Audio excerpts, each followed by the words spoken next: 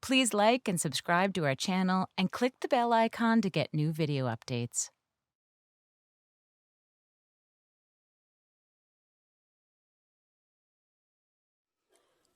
I am the third daughter of a violent, fundamentalist Presbyterian preacher. And I'm telling you this because I want you to understand that growing up, I knew that God is love. But if you cross him, he will set you on fire, send you to hell, and you will burn forever. But he does other things before that, like give you terrible diseases. One is leprosy. The Bible is full of stories about lepers. They were all in rags. They couldn't go inside the cities. And they had to cry, unclean, unclean. But Jesus could lay his hands on them and cure them if he was in the mood. Leprosy, polio, and volcanoes were big fears of mine. And Daddy and Jesus and hookworms. But leprosy ate away your nose, your fingers, and your toes. Sunday school literature was full of pictures of lepers. One Sunday, the Sunday school superintendent told us a story about a little boy named Wilbur who bought a pig for $3, fed it, and sold it for $25, and gave all the money to the leper colony. The leper colony is where people with leprosy lived in the United States. And by the way, it was in Carville, Louisiana.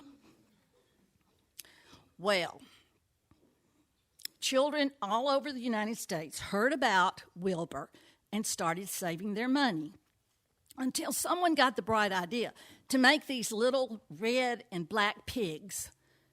And they were little piggy banks, and they were called Pete the Leper Pig. You were supposed to fill them with pennies and send them back.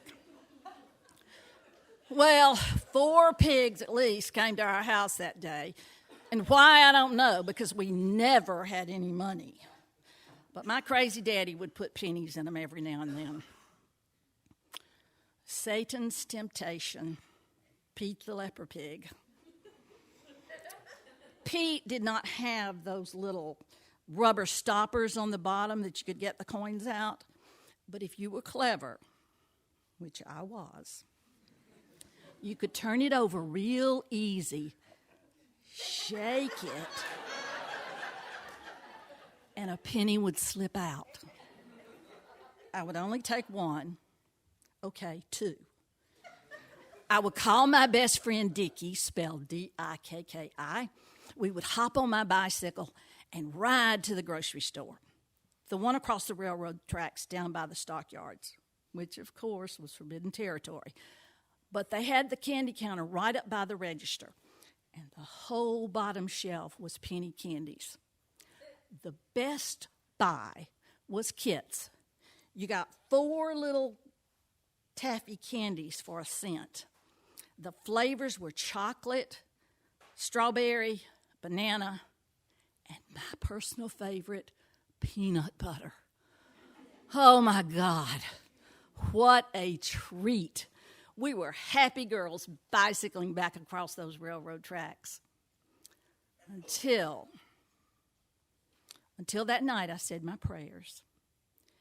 And then I remembered, God and Jesus know everything. They know I stole from Pete the Leper Pig. They know I stole from the lepers. I knew I would be punished, and I knew how. Leprosy. Here's how you know you have leprosy. I learned it in Sunday school. You get little white spots on your arms and your legs. And if you stick a pin in it and it doesn't hurt, you know you have leprosy. You know that you're going to lose your fingers and your toes, and I'll lose my nose and maybe my whole face. I was terrified. I could not look at my arms or my legs.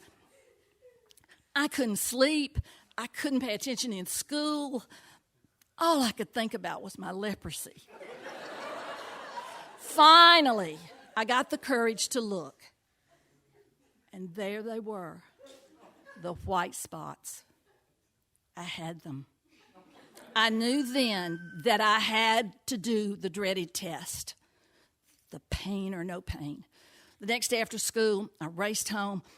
I went into my mother's sewing room and looked in her sewing machine drawer and found a pen, and then I sneaked into the bathroom.